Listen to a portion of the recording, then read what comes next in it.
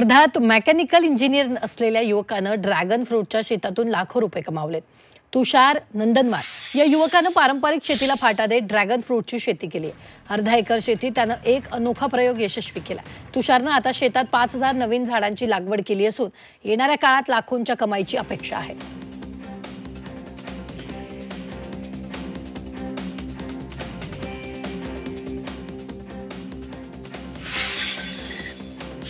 लातूर जिल्ह्यातील मागील 8 दिवसांपासून मुसळधार पावसानं थैमान घातलंय। या पावसामुळे तेरणा नदीला पूर आला।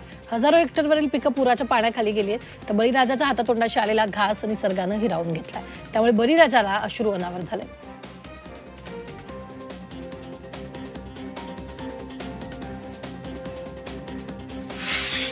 परभणी जिल्ह्याला पुराचा तडाखा बसलाय। गोदावरी दुधना नदीच्या पुराचा 36 गावांना विळखा बसलाय। यामध्ये 66,000 हेक्टरवरील पिकांचं नुकसान झालं तर 573 घरांची पडझड झाली।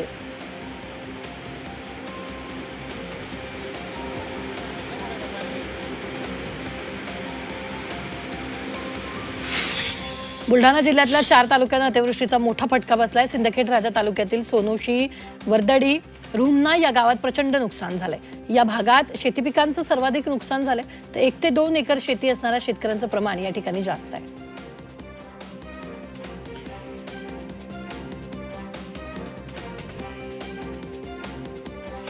राज्यासह बुलढाणा जिल्ह्यातही मुसळधार पावसानं हाहाकार माजवलाय।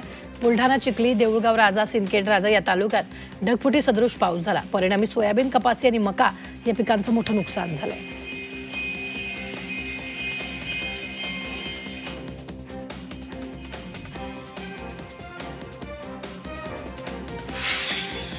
जालना जिल्ह्यातील गोदेगाव इथे ढगफुटी सदृश पाऊस झाला। त्यामुळे कपाशी, सोयाबीनची माती झाली। त्यामुळे शेतकरी हतबल झालाय। सरकारने ओला दुष्काळ जाहीर करून सरसकट नुकसान भरपाई द्यावी अशी मागणी शेतकऱ्यांकडून करण्यात येते।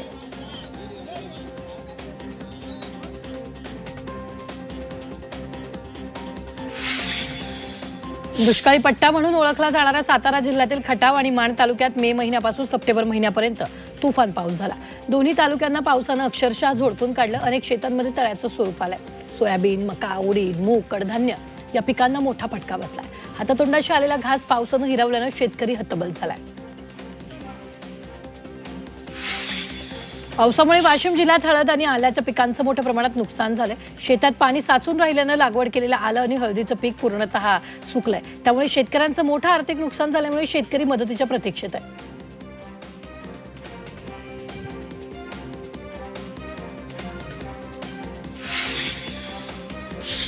गेल्या काही दिवसांपासून पुणे जिल्ह्यात सतत कोसळणाऱ्या पावसामुळे टोमॅटो बागांचं प्रचंड नुकसान झालंय। टोमॅटोला बाजारात कवडीमोल बाजारभाव मिळतोय तर दुसरीकडे सततच्या पावसामुळे टोमॅटो शेतातच सडलेला आहे।